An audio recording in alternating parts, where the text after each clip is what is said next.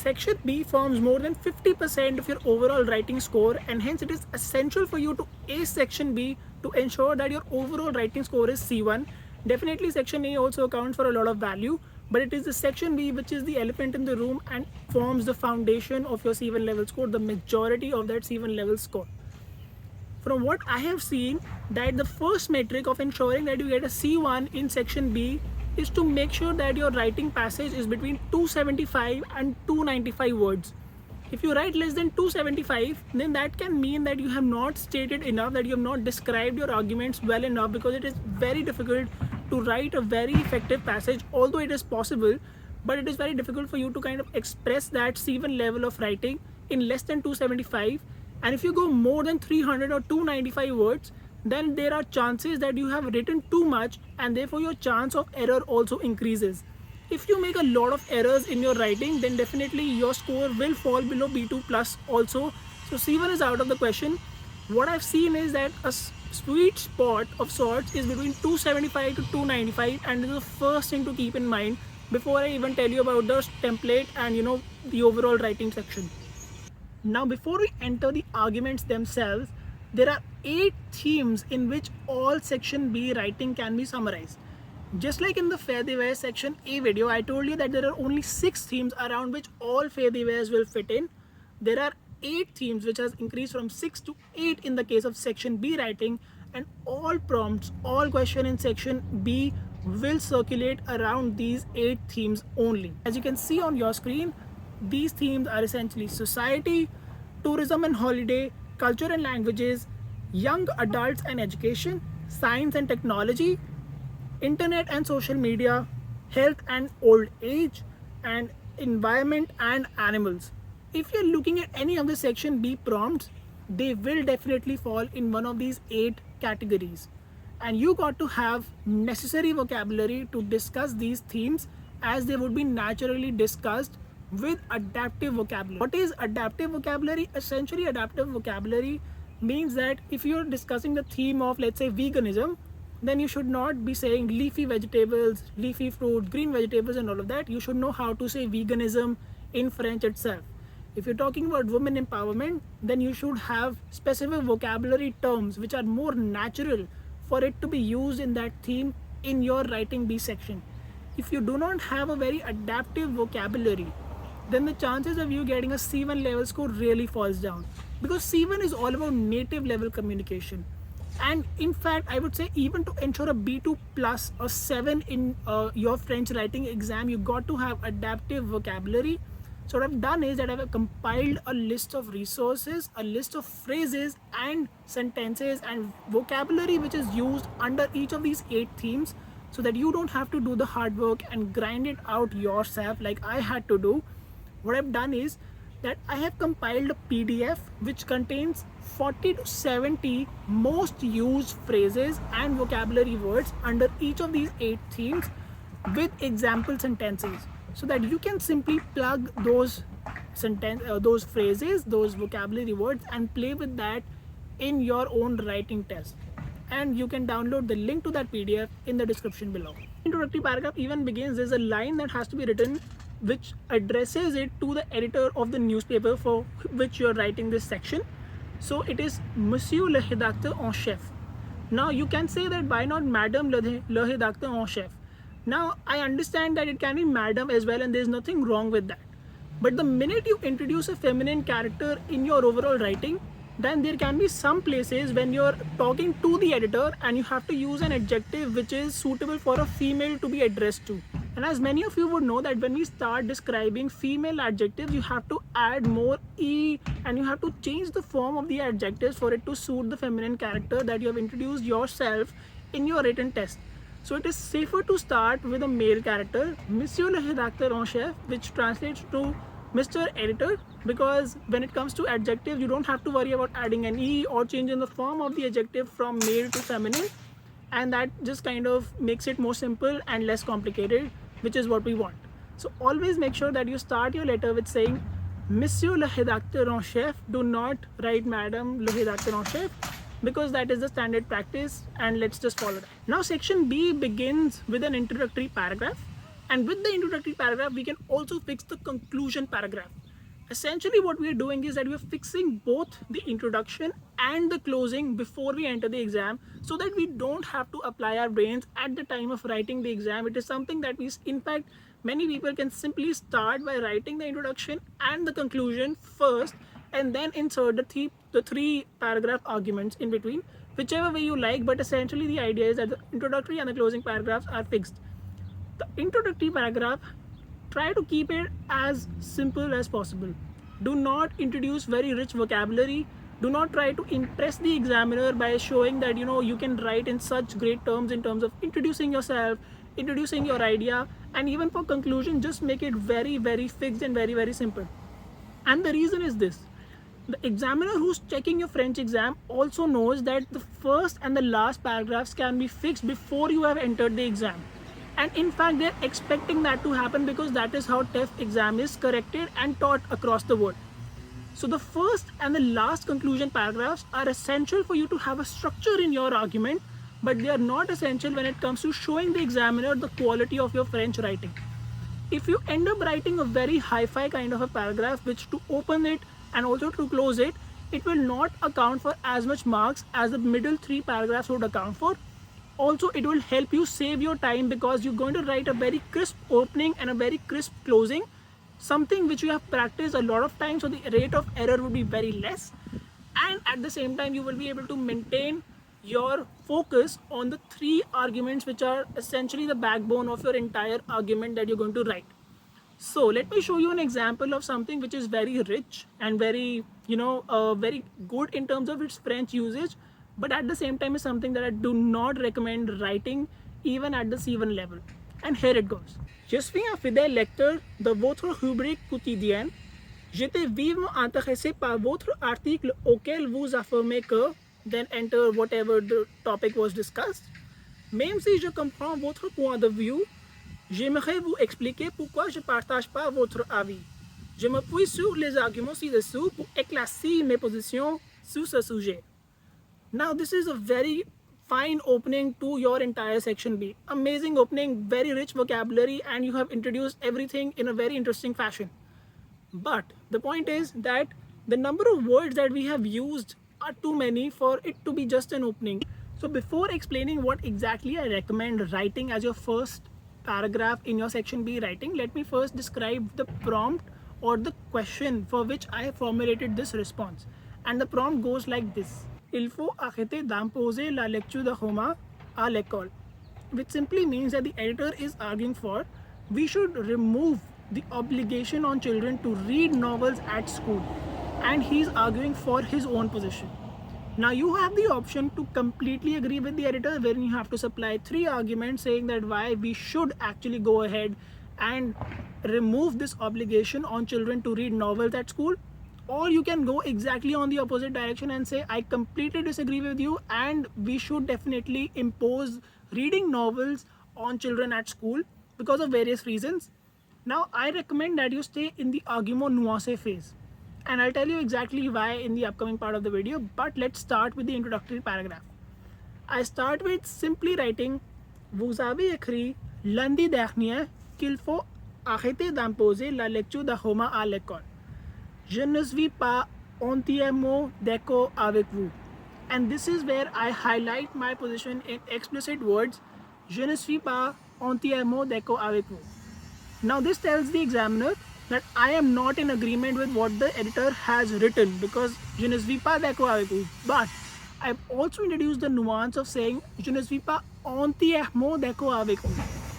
When I say je ne suis pas entièrement d'accord avec vous, it means that yes, partially a part of me believes in what you are saying, and I agree with what you have written, but only partially. But my overall position is that je suis pas d'accord avec vous, that I am in disagreement with you. And let me explain my argument ci-dessous, below, which I say always I use the same phrasing, which is that je me permets de décrire mes arguments ci-dessous. This is absolutely fixed. So to start with, I say Vous avez écrit lundi dernier, and till here it is absolutely fixed. I will always start my paragraph like this. Vous avez écrit lundi dernier qu'il faut arrêter, and after que it is just the rephrasing of the same prompt. Just rephrase the prompt, and this is what takes some practice, some getting used to, but you definitely got to learn how to rephrase that prompt. Then after that you have written this paragraph, it is absolutely clear to the examiner that what is your position, and this is where your argument starts. So you see, I have just used two phrases, basically just two lines to start and close my opening paragraph, and this saves a lot of time.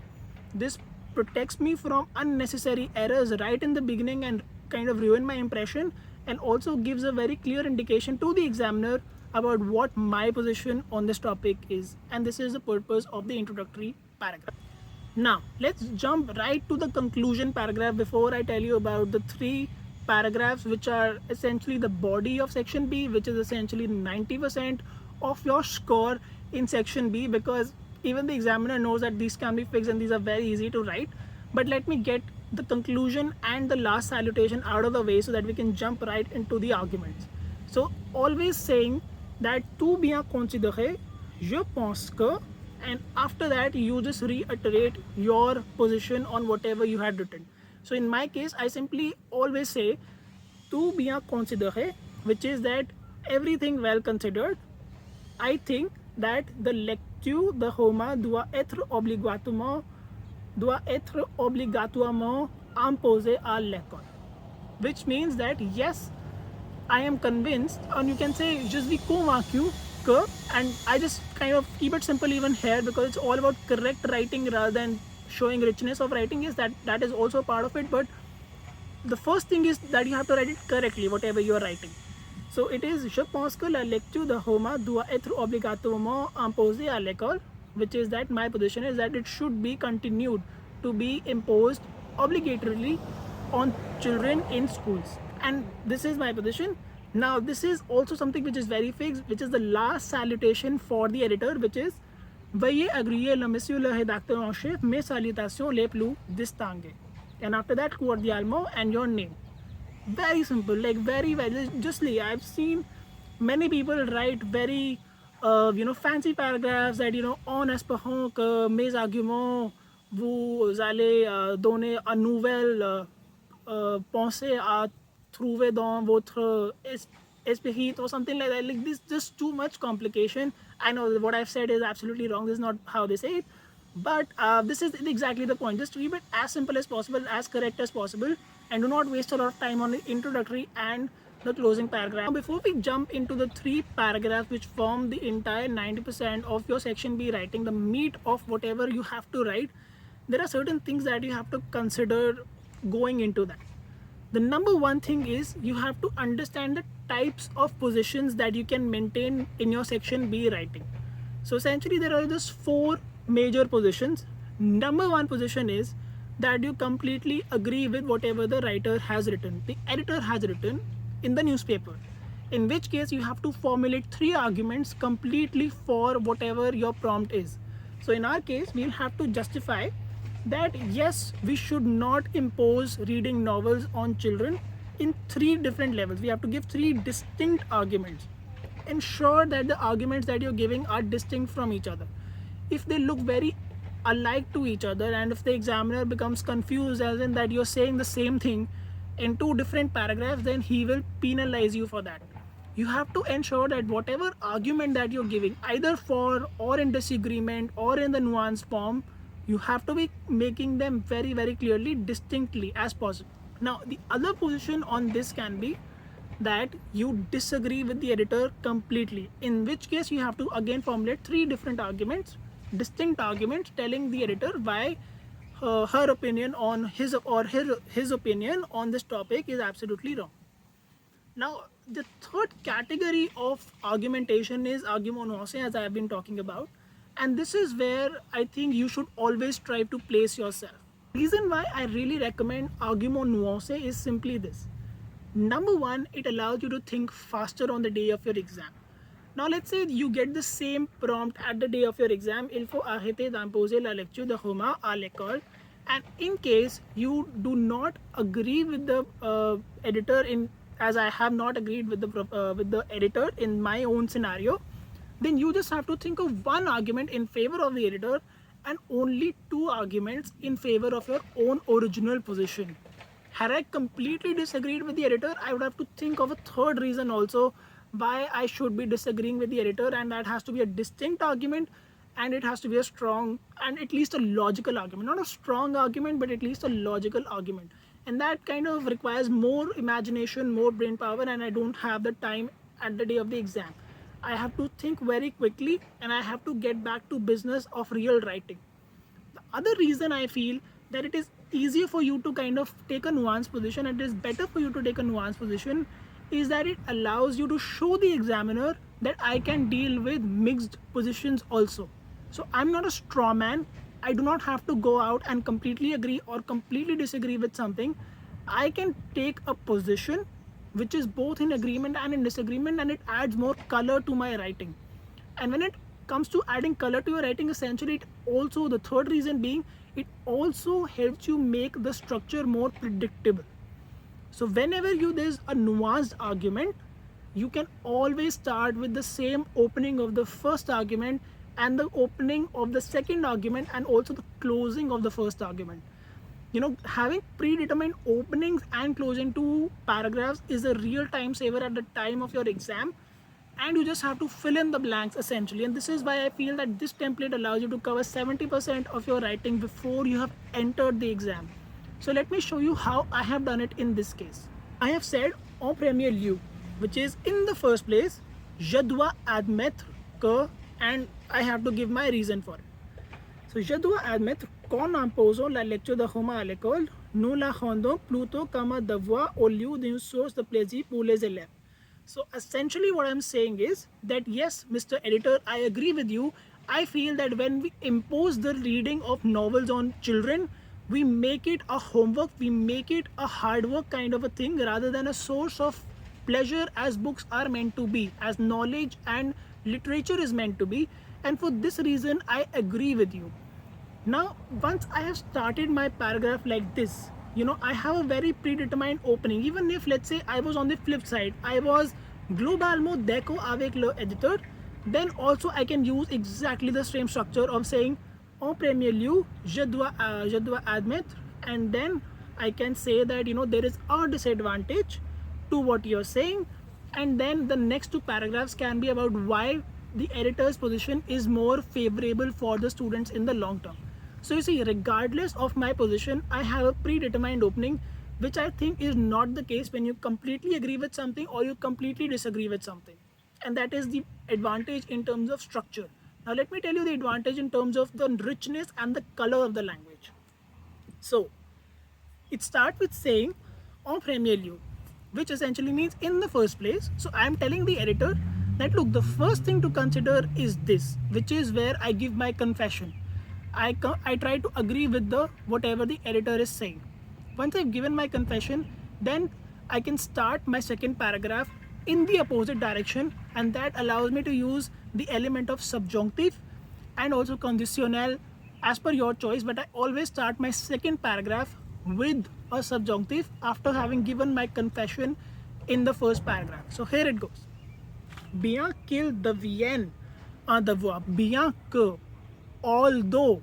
So bien que is a way of saying although it becomes a source of, it becomes a devoir pour les élèves, but this happens.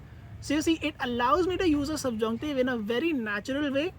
It allows me to use a subjunctive in a very predictable way, and because it is predictable, I can always ensure simply mimicking the language as I have seen it in newspapers. I do not need to learn the rules of the subjunctive. I can simply always recall that bien que, and this is, let's say, a trigger for the subjunctive to enter, and whatever is the verb after that, I have to use it in the subjunctive form. I have to definitely remember the form of the subjunctive for that verb, but I do not have to worry about whether should I use a subjunctive, should I not use a subjunctive.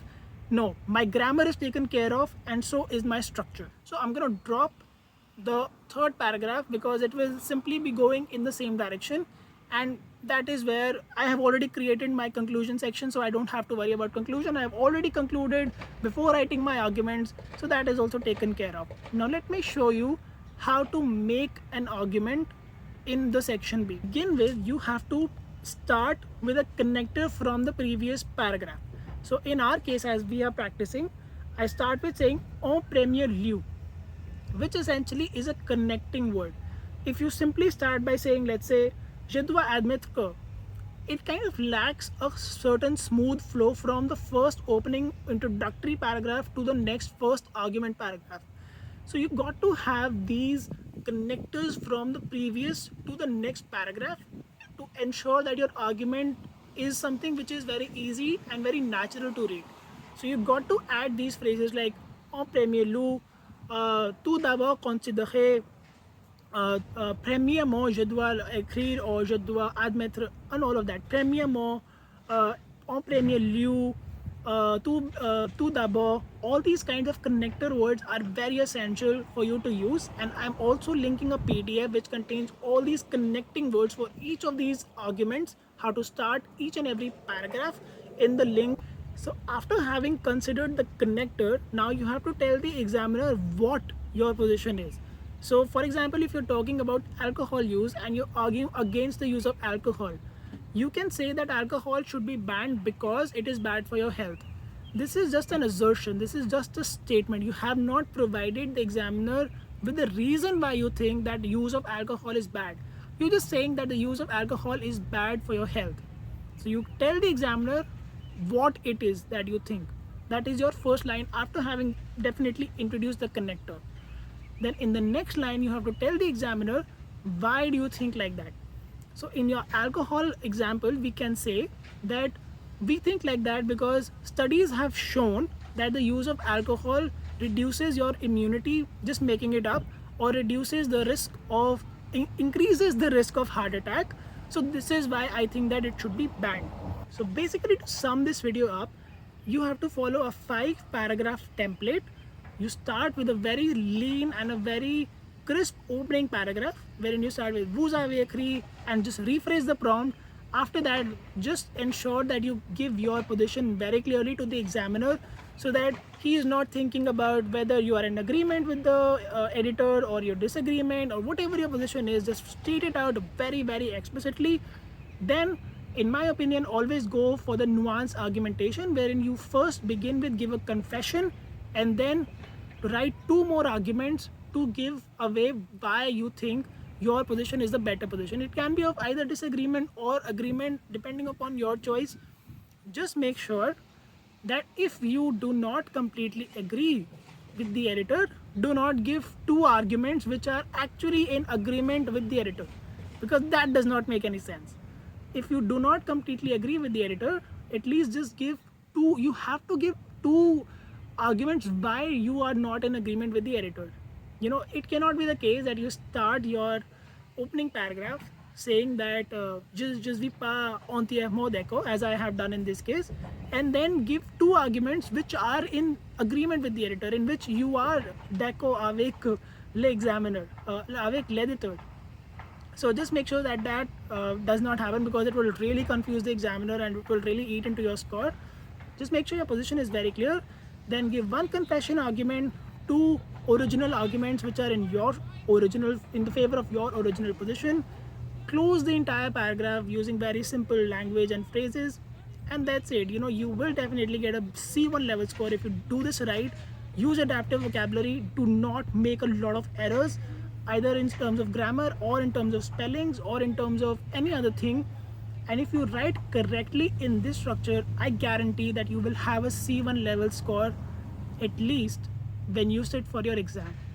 I hope you like this video. If you want to know more about my techniques, and if you think that there's more that you want to discuss, then definitely you can book a consultation. The link is in the description below, and I'll see you in the next video.